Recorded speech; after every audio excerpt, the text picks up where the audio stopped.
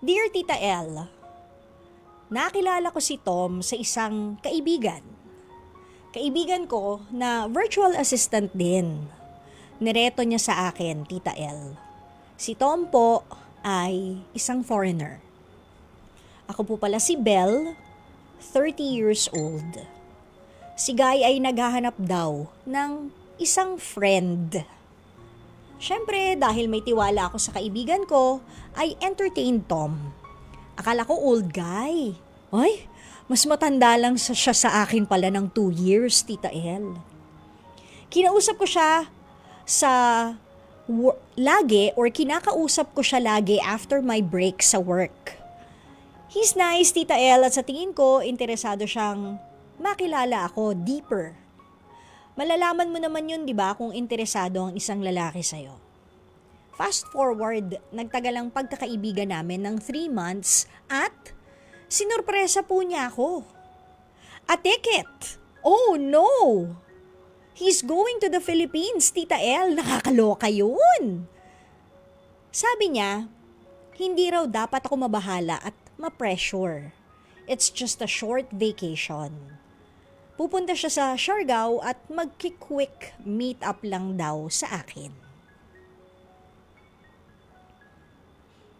At the airport, sinundo ko po siya. Oh my gosh, more than what I'm expecting sa video call. He's tall at ang fresh niya po tingnan. Sa meet-up, kasama ko ang kapitbahay ko na si Ligaya. Hindi niya po yan tunay na pangalan. Kababata ko po at best friend siya, Tita L. Ito pong si Ligaya, kalog, at syempre, bumangka naman si Akla. Minsan, may friend ka talaga, Tita L, na hindi marunong makiramdam. Ang sarap ikulong sa CR. Charot. Kulang na lang, lunukin siya or lunukin niya sa harap ko ang contact number ni Tom. He visited 2 months ago at nasa Europe na po siya ngayon.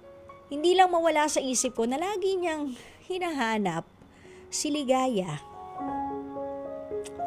Nalulungkot, Belle. Siguro nga, Belle, alam mo,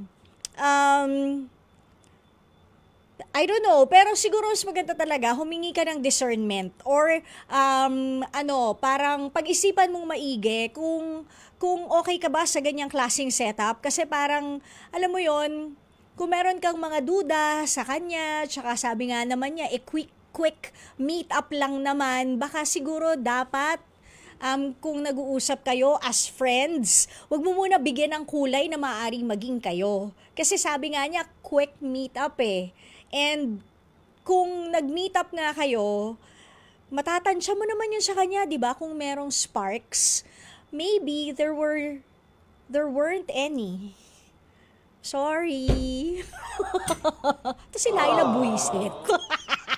Hindi, kasi di ba, baka lang walang spark well, alam mo yun, baka lang talagang walang spark sa inyong dalawa and maybe naging mas happy siya kay Ligaya. Hindi ko sasabihin sa'yo na ipagpaubaya mo, diba? Hindi ko sasabihin na ipagpaubaya by Moira de la Torre o ipagpaubaya mo kay Ligaya yung etong si Afam, no? Tom nga ba? Si Tom, oo. Pero, mas maganda nga, tama yung sinabi ni Rio, mag-usap kayong tatlo or unahin mo muna itong si Tom bago si Ligaya. Kasi kayong dalawa naman talagang unang magkausap eh. Nung medyo umentor lang the picture itong si Ligaya tsaka medyo nagkagulo. So maybe tanongin mo siya ng derechahan na para may closure ka na rin. What do we mean to each other? Are we friend? Are we lovers? Huwag man dadagdagan ng is it over now kasi kanta na yon, okay? O, diba? Tanungin mo lang siya. I was just wondering if what do we mean to each other? Ano ba talaga? What is our label? Hindi ba? Are we friends? 'Di ba? Are we more than friends? Do you want to pursue me? I'm asking you this because it seems like, I'm like a lost and found. You always look for Ligaya. I don't know where she is. Maybe she's in her panties or something, diba? I don't know where she is.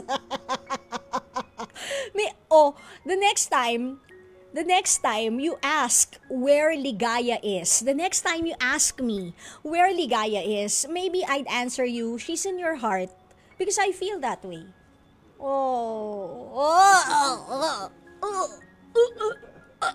Ouch. Diba? Ganon. Sabihin mo sa kanya kasi you keep on looking for ligaya. Diba? Parang lagi mong hinahanap si ligaya sa akin. Ganito, sabihin mo sa kanya to in Tagalog, in Filipino.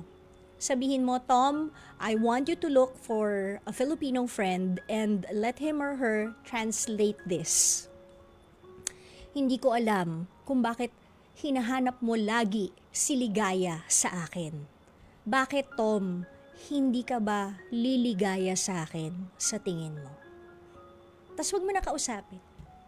Pag hindi siya umeffort na ipatranslate yon sa kakilala mong Pinoy or pakikakilala niyang Pinoy or Pinay, yun na yun, closure mo na yun, te.